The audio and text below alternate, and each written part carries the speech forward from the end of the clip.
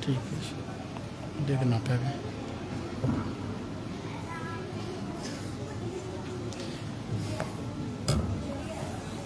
ٹھیک ہے اچھا ہو گیا ٹھیک ہے چھڑ دے بر محمد و آل محمد بلند تر صلوات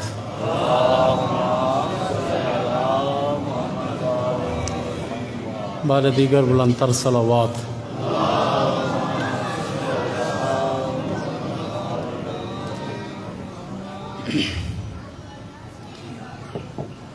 اعوذ باللہ من الشیطان الرجیم بسم اللہ الرحمن الرحیم الحمدللہ رب العالمین والصلاة والسلام علی اشرف الانبیاء والمرسلین الرسول النبی الامی الہاشمی سیدنا و شفیعنا ابی القاسم المصطفیٰ محمد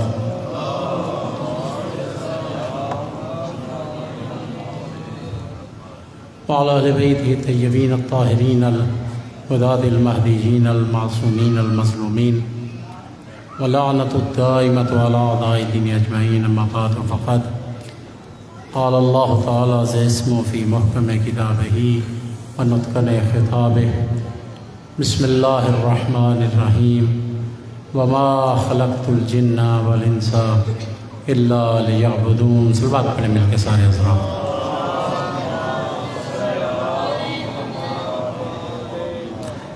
سامعین محترم محبان اہل بیت شیعان اہل بیت ارشاد خداوندی ہو رہا ہے وما خلقت الجن والانس الا لیعبدون کہ اللہ کائنات کی بہت بڑی حقیقت کو بیان کر رہا ہے وما خلقت الجن والانس الا لیعبدون کہ میں نے انسانوں اور جنوں کو فقط ایک چیز کے لیے پیدا کیا ہے کہ وہ کائنات میں میرے بندے بنتے ہوئے نظر آئیں میری بندگی سے فرار کرتے ہوئے نظر نہ آئیں۔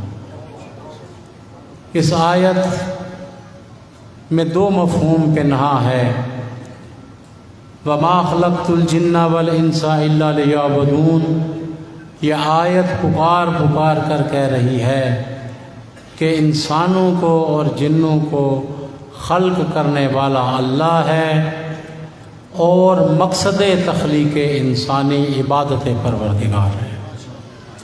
اللہ کے سوا کائنات میں کوئی خالق نہیں اور سب سے بڑا مقصد انسان کا دنیا میں آنے کا وہ یہ ہے کہ اللہ کا بندہ بنتا ہوا نظر آئے اس کی عبادت سے فرار کرتا ہوا نظر نہیں آنا چاہیے۔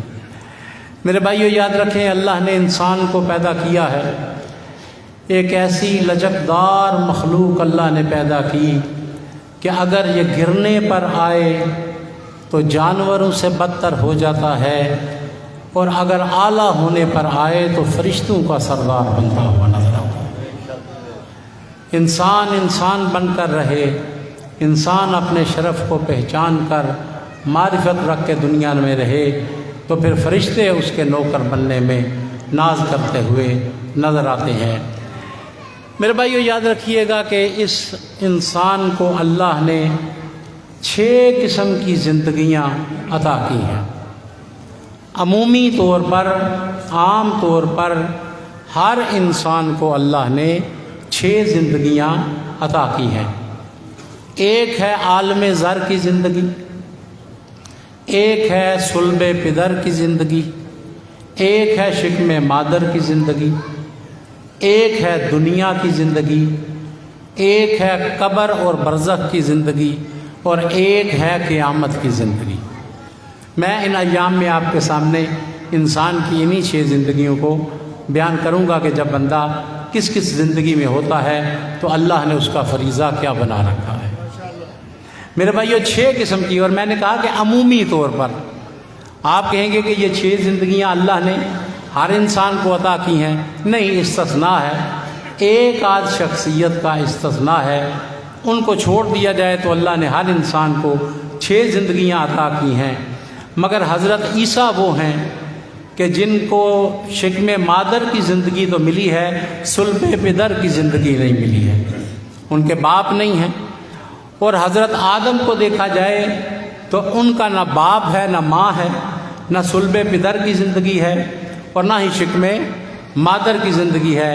ان کو چھوڑ کر اللہ نے کائنات کے ہر انسان کو 6 زندگیاں عطا کی ہیں۔ کوئی معصوم ہے تو اسے بھی عطا کی، کوئی گناہ گار ہے تو اسے بھی عطا کی۔ اور میں کہا کرتا ہوں خوش قسمت ہے شیعہ ناز کیا کر، سر کو بلند کر کے چلا کر۔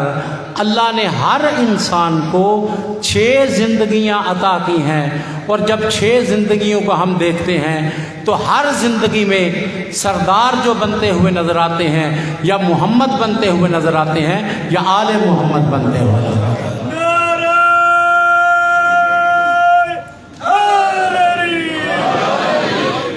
ہر زندگی میں اگر اللہ نے شہنشاہ بنائے ہیں تو یا محمد بنتے ہوئے نظر آتے ہیں یا آل محمد بنتے ہوئے نظر آتے ہیں۔ تو میرے بھائیو، پہلی زندگی ہے عالم زر کی زندگی۔ اور وہ عالم زر کیوں کہا جاتا ہے عالم زر؟ اس لیے کہ اس زندگی میں قرآن گواہ ہے کہ اللہ نے حضرت آدم کی پشت سے ان کی ساری اولاد کو ذروں کی صورت میں اخذ کیا ہے، نکالا ہے۔ روایات بھی کہتی ہیں، اور قرآن کو بھی اگر آپ دیکھیں تو قرآن میں بھی ہے کہ اللہ نے حضرت آدم کی پشت سے ذرات، زر، عالم زر ہے نا، عالم زر کیوں کہا جاتا ہے کہ چھوٹے چھوٹے ذروں کی صورت میں جو ہے وہ اللہ نے حضرت آدم کی پشت سے ان کی اولاد کو نکالا، وہ جو قیامت تک آنی ہے۔ اور بعض بندے حیران ہیں کہ ایک انسان کے اندر جو ہے کیسے ہو سکتا ہے کہ کھرب ہا بندوں کا نور موجود ہو، کھرب ہا مخلوق جو ہے وہ ایک بندے میں موجود ہو۔ نہیں میرے بھائیوں، اس اللہ کی قدرت میں کبھی شک نہ کرنا، جو ایک کھجور کی گٹھلی میں کھرب ہا کھجور کے درخت پنہا کر سکتا ہے، وہ ایک آدم میں کھرب ہا انسانوں کو بھی پنہا کر سکتا ہے۔ نعرہ تکبیر، اللہ نعرہ رسالت، نعرہ حیدری۔ ایک گٹھلی کے اندر کتنے درخت ہوا کرتے ہیں؟ میں ایک واقعہ امیر المومنین کا پیش کروں، تھوڑی وضاحت بھی آپ کے سامنے کر دوں کہ امیر المومنین پہ ایک دور آیا جب مکہ سے مدینہ ہجرت ہوئی تو ظاہر ہے کہ سارا مال منال تو مکہ میں رہ گیا۔ پھر ان کے پاس جو مال پیسہ تھا وہ غربا تھے اس وقت مسلمان، ان میں تقسیم کرتے تھے، تو ایک دور سختی کا بھی آیا ہے۔ لیکن بعد میں امیر المومنین جو ہیں وہ غیر آباد زمینوں کو آباد کرتے تھے، ایسی بنجر زمینوں کو آباد کرتے تھے، کنواں کھودتے تھے، ان کو ہموار کر کے پانی لگاتے تھے، پھر ان پہ زراعت کا کام ہوتا تھا، وہ زمینیں کارآمد ہو جاتی تھیں اور وہ لاکھوں اور کروڑوں کی بکا کرتی تھیں، اور امیر المومنین کے پیسے آتے تھے۔ اور میں کہا کرتا ہوں کہ علی انہیں ویسے ہی خرچ کرتے تھے جیسے اللہ کے اولیاء خرچ کیا کرتے ہیں۔ کھربوں کے مالک ہونے کے باوجود کئی کئی دن تک گھروں میں فاقے بھی رہتے ہیں۔ ایک غیر آباد زمین، راوی بیان کرتا ہے کہ ایک غیر آباد زمین کو مولا آباد کر رہے ہیں، اور میں نے دیکھا کہ مولا علی کے کندھے کے اوپر انہوں نے ایک توڑا یا ایک بوری مولا نے اٹھا رکھی ہے، ایک توڑا یا ایک بوری مولا نے اٹھا رکھی ہے۔ تو میں نے کہا کہ یا علی یہ آپ کے کندھے پہ کیا ہے؟ تو دیکھ کے کہتے ہیں کہ میرے کندھے پہ 1,00,000 کھجور کے درخت ہیں۔ یا علی آپ کے کندھے پہ کیا ہے؟ وہ توڑا یا بوری جو اٹھا رکھی ہے۔ تو یا علی آپ کے کندھے پہ کیا ہے؟ تو کہنے لگے میرے کندھے پہ 1,00,000 جو ہیں وہ کھجور کے درخت ہیں۔ وہ کہتا ہے میں پریشان ہو گیا کہ کھجور کا درخت تو اتنا بڑا ہوتا ہے، تو اس توڑے میں تو ایک درخت نہیں آ سکتا۔ اور علی ابن ابی طالب کہتے ہیں کہ اس میں 1,00,000 درخت موجود ہیں۔ وہ کہتا ہے میں دیکھتا رہا کہ اللہ کے اس ولی نے وضو کیا، اور وضو کرنے کے بعد پھر اس کے منہ کو کھولا ہے، اور اس کے بعد پھر منہ کو کھولا تو کھجور کی گٹھلیاں اس میں موجود تھیں، ایک ایک گٹھلی علی نے لگانا شروع کی۔ اس کے بعد میں اپنے وطن میں چلا گیا۔ چند سالوں کے بعد جب میں آیا تو وہاں پہ ایک لہلہاتا ہوا کھجور کا باغ موجود، اور وہ کہتا ہے کہ مولا علی نے خود مجھے ارشاد فرمایا، کہا کہ میں نے تجھے کہا تھا کہ اس میں 1,00,000 جو ہے وہ کھجور کا درخت موجود ہے، قسم با خدا یہ علی کے ہاتھوں کی برکت تھی کہ علی نے جتنے دانے بھی اگائے ہیں ان میں سے ہر دانہ جو ہے وہ کھجور کا درخت بنتا ہوا نظر آتا ہے۔ اچھا، یہ تو مولا نے اس سادہ سے مومن کو بتایا کہ ایک کھجور کی گٹھلی سے ایک درخت لگا ہے، لیکن آپ غور کریں کہ کیا وہ جو درخت لگتا ہے تو اس کے اوپر کھجور کے دانے کتنے لگتے ہیں؟ ایک سال میں کتنے دانے لگتے ہیں؟ سینکڑوں ہزاروں کی تعداد میں۔ تو ان میں گٹھلی ہوتی ہے کہ نہیں ہوتی؟ اچھا، وہ گٹھلی اگر آپ اگائیں تو کھجور کا درخت لگتا ہے کہ نہیں لگتا؟ اچھا، پھر اگلے سال پھر اس کا پھل آنا ہے، اگلے سال پھر آنا ہے۔ تو میرے بھائیو، جو اللہ ایک کھجور کی گٹھلی میں کھرا بھا درختوں کو پوشیدہ کر سکتا ہے، وہ ایک آدم میں کل کی کل اولاد کو بھی پوشیدہ کر سکتا ہے۔ عالم زر کی زندگی ہے، ہر کسی کو اللہ نے عطا کی۔ حضرت آدم کی پشت سے ذرات کی صورت میں ان کی اولاد کو نکالا ہے، اور قرآن کہتا ہے کہ نکالنے کے بعد اللہ نے وہاں پہ عہد کیا جسے عہد الستو کہتے ہیں۔ اس عالم کو عالم زر کہتے ہیں اور اس عہد کو عہد الستو کہتے ہیں۔ الستو بربکم، قرآن کہتا ہے کہ اللہ نے سوال کیا، ان ذروں کو نکالنے کے بعد اللہ نے شعور بخشا ہے اور خدا سوال کر رہا ہے، الستو بربکم، کیا میرے سوا بھی تمہارا کوئی رب ہے؟ کیا تمہارا رب میں نہیں؟ قالوا بلا، تو سب ذروں نے پکار کے کہا قالوا بلا، اس میں کوئی شک نہیں ہے کہ تو ہی ہمارا رب ہے، شہدنا، ہم اس کی گواہی دیتے ہیں۔ وہ عالم ذر میں اللہ نے جو ہے ان ذروں سے اپنی توحید کا اقرار لیا، اپنی ربوبیت کا اقرار لیا، اور وہ ذرے پکار کے کہہ رہے تھے ہاں تو ہی کائنات کا رب ہے، تو ہی ہمارا رب ہے۔ اور میں کہا کرتا ہوں کہ میرے بھائیوں، کبھی اس بات میں شک نہ کرنا، اس اللہ کی قدرت ہی ایسی ہے کہ جب چاہے وہ ذروں میں کلام پیدا کر دیا کرتا ہے، اور جب چاہے اپنے حبیب کے ہاتھ پہ پتھروں میں کلام پیدا کر دیا کرتا ہے۔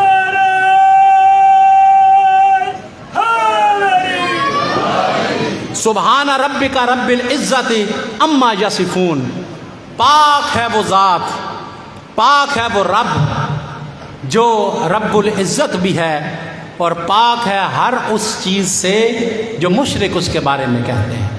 اس کو رب بھی ماننا ہے، سب نے اقرار کیا۔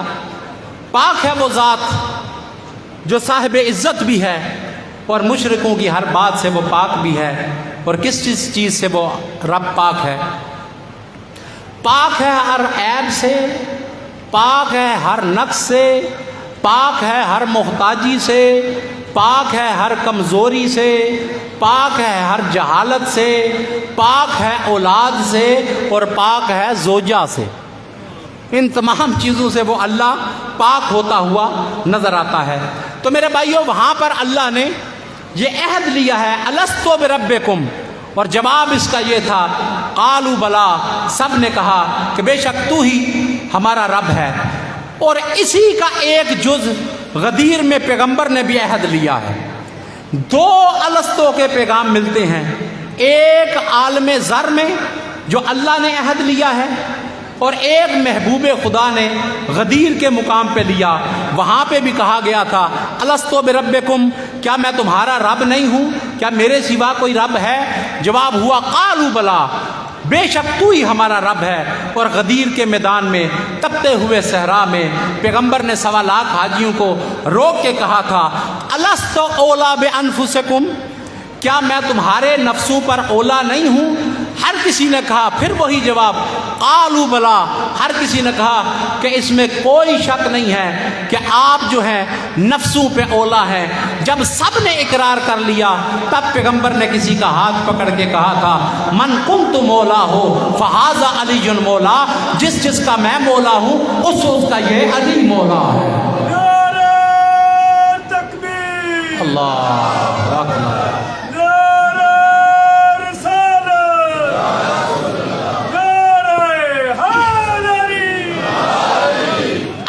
کے ساتھ فقط یہی دو عہد ملتے ہیں، ایک خدا نے عالم ذر میں لیا اپنی ربوبیت کا، اور ایک محبوب خدا نے بحکم خدا غدیر کے مقام پہ لیا الستو کے ساتھ، اور جواب دونوں کا تھا کالو بلا، اس میں کوئی شک نہیں ہے، بالکل برحق ہے۔ یہ دو عہد اللہ نے اور اللہ کے حبیب نے بندوں سے لیے ہیں، پر میرے بھائیو یاد رکھیے گا کہ یہ دونوں پیغام معمولی نہیں تھے، اس لیے اللہ نے الستو کے ذریعے سے اور حبیب خدا نے علی کی ولایت کا الستو کے ذریعے سے عہد لیا ہے۔ اور میرے بھائیو یاد رکھیں کہ جو عالم زر کے پیغام کو چھوڑ بیٹھتا ہے وہ بھی جہنمی ہو جاتا ہے، جو علی کی ولایت کو چھوڑ دیتا ہے وہ بھی جہنمی ہو جایا کرتا ہے۔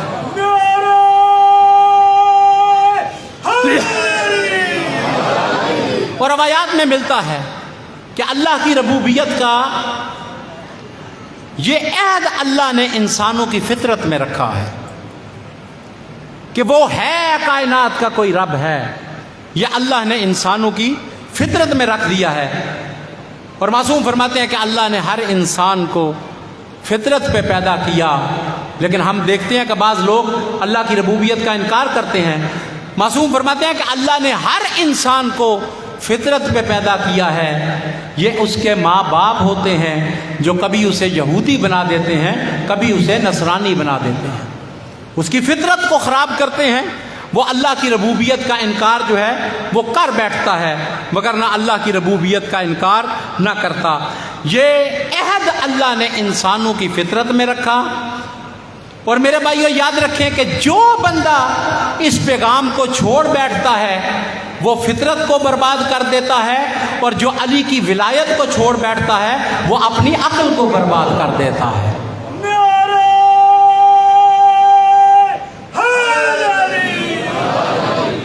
جو اللہ کی ربوبیت کو چھوڑ کے کسی اور کی ربوبیت کا اقرار کرتا ہے سمجھو کہ اس کی فطرت برباد ہو گئی، اور جو مولا کی ولایت کو چھوڑ کے علی کے ہوتے ہوئے کسی اور کو امام مانتا ہے وہ عقل کو چھوڑ بیٹھتا ہے، وہ عقل کو برباد کر دیتا ہے۔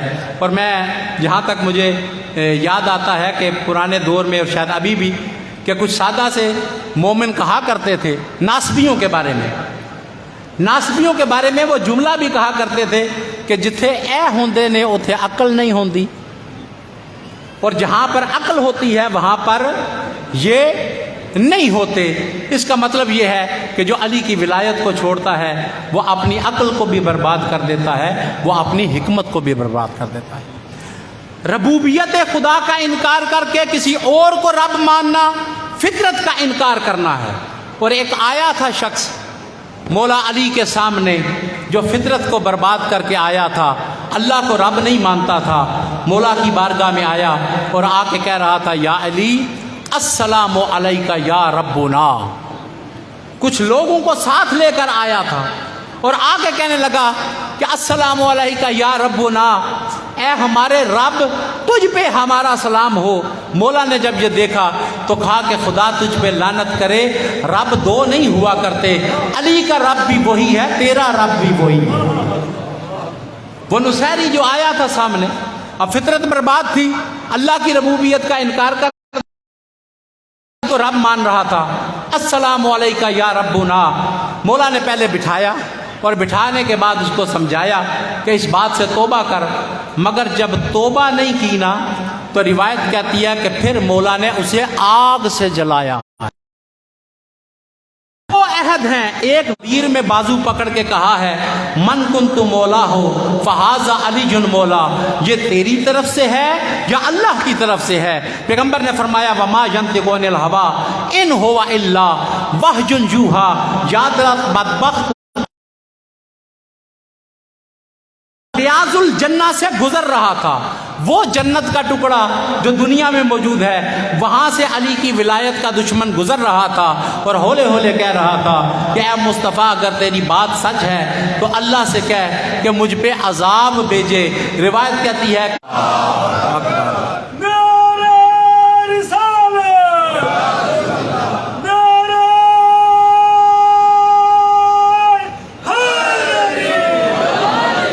لہذا غالی اور جو نصیری ہوتا ہے وہ فطرت کو برباد کر دیتا ہے، اور جو مولا علی کی ولایت کا دشمن ہوتا ہے وہ عقل کو برباد کر دیا کرتا ہے۔ میرے بھائیو فرق کیا کیجئے شیعہ میں اور نصیری میں فرق ہے. نصیری اسے کہتے ہیں جو علی کے آگے آگے چلتا ہے، اور شیعہ اسے کہتے ہیں جو سر جھکا کے علی کے پیچھے پیچھے چلا کرتا ہے. جو میرے مولا کا حکم ہے میں نے اس سے سرتابی نہیں کرنی. پہلا عہد عالم ذر میں اللہ نے لیا ہے اپنی ربوبیت کا، کہ رب مانو اور عزت والا رب مانو، اور ہر نقص سے پاک اللہ کو رب ماننا ہے. اور میرے بھائیو یاد رکھیں، قسم با خدا، یہ ربوبیت کا عقیدہ تکمیل تک نہیں پہنچ سکتا جب تک بندہ اللہ کو خالق نہ مانے، جب تک بندہ اللہ کو رازق نہ مانے. اللہ کو خالق و کل شیء، ہر چیز کا خالق اللہ ہے. انما امرہ اذا اراد شیئا ان یقول لہ کن فیکون. پوری کائنات میں اللہ کا ارادہ کار فرما ہے. کوئی پیدا ہو رہا ہے ارادہ پروردگار کا ہے، کوئی مر رہا ہے ارادہ پروردگار کا ہے، کسی کو زیادہ رزق مل رہا ہے ارادہ پروردگار کا ہے، کسی کی روزی تنگ ہو رہی ہے ارادہ پروردگار کا ہے، کسی کو اللہ نے بانجھ کر دیا ہے ارادہ پروردگار کا ہے، کسی کو بیٹے عطا کرتا ہے ارادہ پروردگار کا ہے، کسی کو بیٹیاں عطا کرتا ہے ارادہ پروردگار کا ہے، کسی کو جوڑے جوڑے عطا کرتا ہے ارادہ پروردگار کا. ماشاءاللہ. پوری کائنات میں اللہ کا ارادہ کار فرما ہو رہا ہے، اور اللہ کے فرشتے اللہ کے حکم سے امور کو لے کر نازل ہوتے ہیں. امیر المومنین علی ابن ابی طالب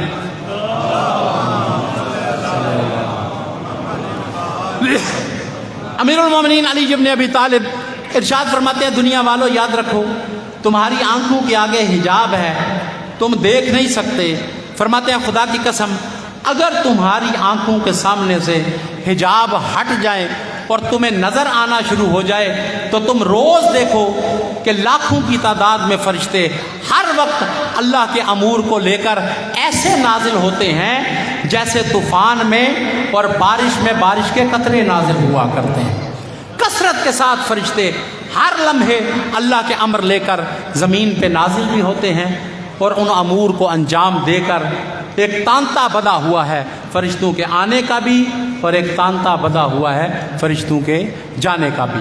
تو میرے بھائیو اللہ کی ربوبیت کے عقیدے کی تکمیل نہیں ہو سکتی جب تک کہ پہلے اس کو خالق نہ مانا جائے، اور اللہ کی ربوبیت کے عقیدے کی تکمیل نہیں ہو سکتی جب تک کہ اس اللہ کو رازق نہ مانا جائے. حل من خالق غیر اللہ یرزقکم من السماء والارض، ہے کوئی کائنات میں اللہ کے سوا خالق جو تمہیں رزق عطا کرتا ہو؟ واللہ یبسط الرزق لمن یشاء ویقدر، اللہ جس کی چاہتا ہے روزیاں وسیع کر دیتا ہے، اور اللہ جس کی چاہتا ہے روزیوں کو بند کر دیتا ہے. ان اللہ فالق الحب والنوا، دانوں کو چیرنے والا بھی وہ اللہ ہے، گٹھلیوں کو پھاڑنے والا بھی وہ اللہ ہے.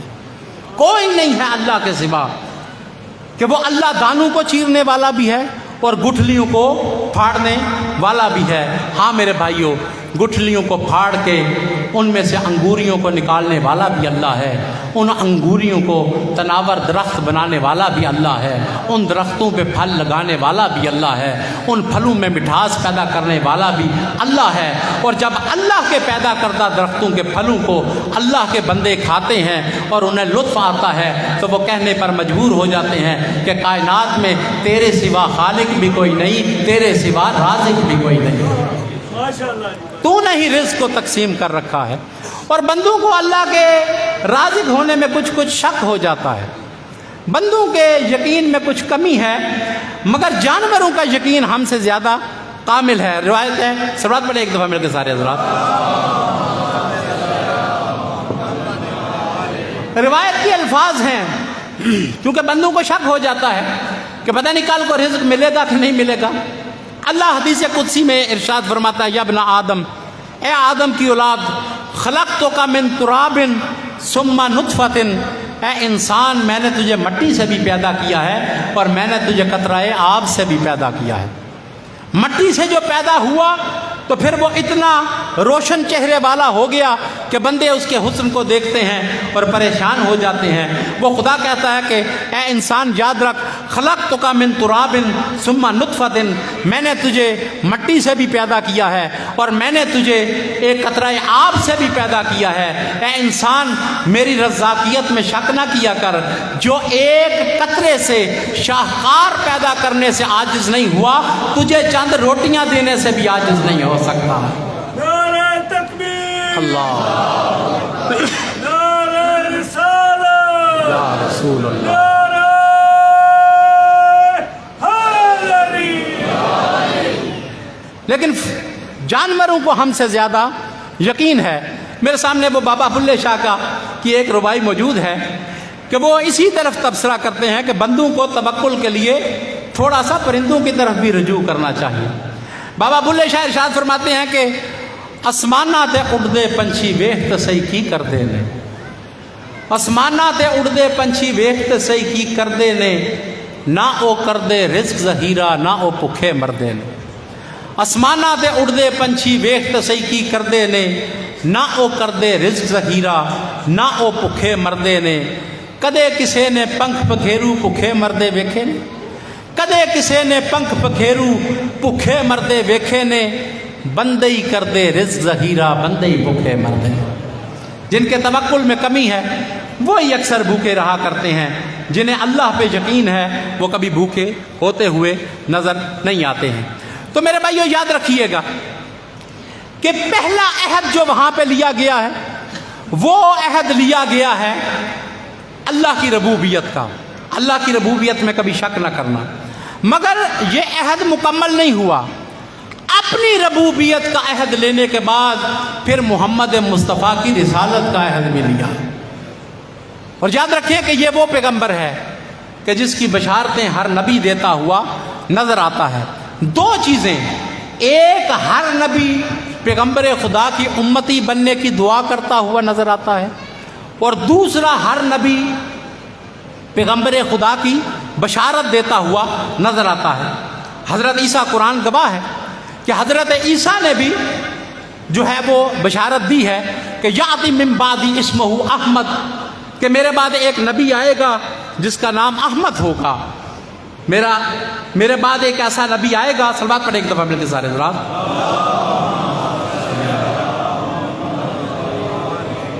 بارے دیگر بلندتر صلوات۔ ماشاءاللہ۔ قرآن کہتا ہے کہ حضرت عیسیٰ نے بھی اس بات کی بشارت دی کہ میرے بعد ایک نبی آئے گا اسمہ احمد، کہ جس کا نام احمد ہوگا۔ اسی آیت کے ذیل میں تفاسیر میں لکھا ہوا ہے کہ ایک یہودی آیا پیغمبر کی بارگاہ میں اور آ کے کہنے لگا جی کہ میرے چند سوال ہیں۔ حضور نے فرمایا کہ بیان کر۔ کہنے لگا جی کہ آپ کو احمد بھی کہا جاتا ہے، آپ کو محمد بھی کہا جاتا ہے، آپ کو بشیر بھی کہا جاتا ہے، آپ کو نذیر بھی کہا جاتا ہے، اور آپ کو شاہد بھی کہا جاتا ہے۔ یہ آپ کو اتنے نام اللہ نے کیوں عطا کر دیے ہیں؟ آپ کو احمد بھی کہا جاتا ہے، آپ کو محمد بھی کہا جاتا ہے۔ دیکھ کے ارشاد فرماتے ہیں یاد رکھو کہ جب میں آسمانوں پہ تھا، عرش پہ تھا، عالم ذر میں اور عالم ارواح میں، محمد نے، میں مصطفیٰ نے اللہ کی حمدی اتنی بیان کی ہے کہ اللہ نے میرا نام احمد رکھ دیا ہے۔ میں نے اللہ کی تعریف ہی اتنی کی ہے کہ اللہ نے میرا نام احمد رکھ دیا ہے۔ اور جب سے اللہ نے مجھے دنیا میں بھیجا ہے، ہر روز خدا میری تعریف کرتا ہے، ہر روز خدا میری تعریف کرتا ہے۔ اتنی تعریف کی ہے کہ اللہ نے دنیا میں میرا نام محمد رکھ دیا ہے۔ جب میں عالم انوار میں تھا تو اللہ نے مجھے احمد کر دیا، اور جب عالم اجسام میں آیا ہوں اللہ نے مجھے محمد کر دیا ہے۔ ماشاءاللہ۔ اچھا، آپ کو بشیر و نذیر کہا جاتا ہے کہ آپ بشیر بھی ہیں اور نذیر بھی ہیں۔ فرمایا میں اس لیے بشیر ہوں کہ اللہ کے فرما برداروں کو جنت کی بشارت دیتا ہوں، اور اس لیے نذیر ہوں کہ اللہ کے باغیوں کو جہنم کی وعید سناتا ہوں۔ اچھا، اللہ نے آپ کو شاہد بھی بنایا ہے۔ اِنَّا أَرْسَلْنَاكَ شَاهِدًا وَمُبَشِّرًا وَنَذِيرًا، اے میرا حبیب ہم نے آپ کو شاہد بنا کر دنیا میں بھیجا ہے، آپ کو گواہ بنا کے بھیجا ہے۔ اور میرے بھائیو یاد رکھیں کہ توحید کا سب سے بڑا گواہ جو ہے وہ مصطفیٰ بنتا ہوا نظر آتا ہے۔ اور اللہ نے قرآن میں بیان کیا انا ارسلناک شاہدا ومبشرا ونذیرا، اے میرا حبیب ہم نے آپ کو گواہ بنا کے بھیجا ہے۔ اور گواہی کے اس مرتبے پہ اللہ نے رکھا ہے کہ جس کے کردار کی مصطفیٰ گواہی دے دے وہ جنتی ہو جاتا ہے، اور جس کی امامت کی مصطفیٰ گواہی دے دے وہ حق کا امام بن جایا کرتا ہے۔ نعرہ تکبیر، اللہ اکبر، نعرہ رسالت، یا رسول اللہ، نعرہ حیدری۔ اس محمد کی رسالت میں کبھی شک نہ کرنا، محمد کی بات میں کبھی شک نہ کرنا، اس لیے کہ اللہ نے کائنات کا سب سے بڑا حکیم اور سب سے بڑا عالم اپنی مخلوق میں اسی کو بنا کے بھیجا ہے۔ بس میرے بھائیوں قبلہ تشریف لے آئے، میں ایک واقعہ پڑھ کے چند جملے مصائب کے پڑھنا چاہتا ہوں کہ پیغمبر خدا کے علم میں بھی کبھی شک نہیں کرنا چاہیے۔ ہزاروں کی تعداد میں واقعات ملتے ہیں، پیغمبر کے علم کے ہزاروں کی تعداد میں واقعات ملتے ہیں اور دنیا حیران رہ جاتی ہے۔ ایک غزوہ ہے جسے جنگ مستلق کہتے ہیں، غزوہ بنی مستلق کہتے ہیں۔ یہ جس قبیلے کے خلاف ہوا اور پھر پیغمبر خدا کو اطلاع پہنچی کہ یہ قبیلہ بنی مستلق جو ہے یہ مسلمانوں پہ حملہ کرنا چاہتا ہے، تو پیغمبر خدا نے ان پہ حملہ کرنے کی تیاری کی۔ 700 صحابہ کرام کو لے کر پیغمبر خدا جو ہیں حملہ کرنے کے لیے، اور جب پیغمبر نے حملہ کیا تو پھر ظاہر ہے کہ بہت سا مال بھی ملا، اور وہاں سے پیغمبر خدا کچھ کنیزوں کو بھی لے کر آئے۔ وہاں کا جو سردار تھا حارث بن ابی ذرار اس کا نام ہے، اس کی بیٹی کو بھی پکڑ کے لائے، نام ہے جویریہ۔ پیغمبر خدا اور مشورہ کرنے کے بعد لوگوں نے کہا کہ اگر تو چاہتا ہے کہ تیری کنیزیں تجھے مل جائیں، تیرے افراد تجھے مل جائیں، تو ایسا کر کے بہت سارے اونٹ لے جا اور وہ پیغمبر خدا کی بارگاہ میں پیش کر، اور کہا کہ یہ ہم سے آپ جزیہ قبول کریں، ہدیہ قبول کریں اور ہمارے افراد کو واپس کر دیں۔ روایت کہتی ہے کہ 50-60 اونٹ لے کر پیغمبر کی بارگاہ میں آیا ہے۔ لوگوں سے، غلاموں سے کہا کہ جلدی جلدی اونٹ نکالو۔ ایک بڑی تعداد میں اونٹوں کو لیا، 50-60-70 اونٹوں کو لے کر چلا۔ جب مدینے کے پاس پہنچا نا، ایک وادی ہے، وادی عقیق، نظر اس نے اونٹوں میں ڈالی تو ان اونٹوں میں 2 اونٹ بڑے قیمتی نظر آئے۔ ہوتا ہے نا جانوروں کے ریوڑ میں بعض جانور بہت بڑے ہوتے ہیں، یہ دیکھا کہ یہ تو بڑے قیمتی اونٹ ہے، تو جب میں نے پیغمبر خدا کو دینے ہیں تو یہ اونٹ کیوں دوں؟ اتنے لے کر پیغمبر کی بارگاہ میں آ گیا۔ کیا لگا جن لوگوں نے بھڑکایا تھا کہ ہاں ہم آپ پہ حملہ کریں، ہم ان کی باتوں میں آ گئے، غلطی ہو گئی، ہمیں معافی آپ دے دیں اور ہم سے یہ تحفہ اور ہدیہ قبول کریں اور ہمارے افراد کو واپس کر دیں۔ یہ اونٹ ہم آپ کے لیے بڑی محبت سے لے کر آئے ہیں۔ پیغمبر خدا نے اسے دیکھا اور دیکھ کے ارشاد فرماتے ہیں کہ یہ اونٹ تو میری بارگاہ میں لے آیا ہے، وہ جو 2 اونٹ وادی عقیق میں چھوڑ کے آیا ہے انہیں کس وقت لے کے آئے گا؟ جب یہ جملہ سنا نا کہ وادی عقیق میں جو اونٹ چھوڑ کے آیا ہے ان کو کب لے کر آئے گا؟ پیغمبر کی بارگاہ میں سر کو جھکا بھی رہا تھا اور کہہ رہا تھا اشہد اللہ الہ الا اللہ وحدہ لا شریک لہ واشہد ان محمدا عبدہ ورسولہ۔ میں تو تجھے سردار سمجھ کے آیا تھا، اللہ نے ظاہر کر دیا سردار بھی تو ہے اور اللہ کا حبیب بھی تو ہے۔ تو میرے بھائیو، دوسرا عہد جو عالم زر میں لیا گیا وہ پیغمبر خدا کی رسالت کا عہد تھا، اور تیسرا عہد میں انشاءاللہ کل بیان کروں گا، وہ اہل بیت کی ولایت کا عہد تھا۔ اللہ نے کائنات میں جتنا مرتبہ اور جتنے فضائل ان ہستیوں کو عطا کیے ہیں کائنات میں کسی کو عطا نہیں کیے، اور بقول کسے یہ فکرہ بالکل برحق ہے کہ جو اللہ نے ان ہستیوں کو عطا کیا انہیں فضائل کہتے ہیں، اور جو امت نے عطا کیا انہیں ظلم کہتے ہیں۔ کہ اللہ نے جتنے فضائل انہیں عطا کیے تھے، فضیلت جو بڑی تھی تو مصیبت بھی بڑی تھی۔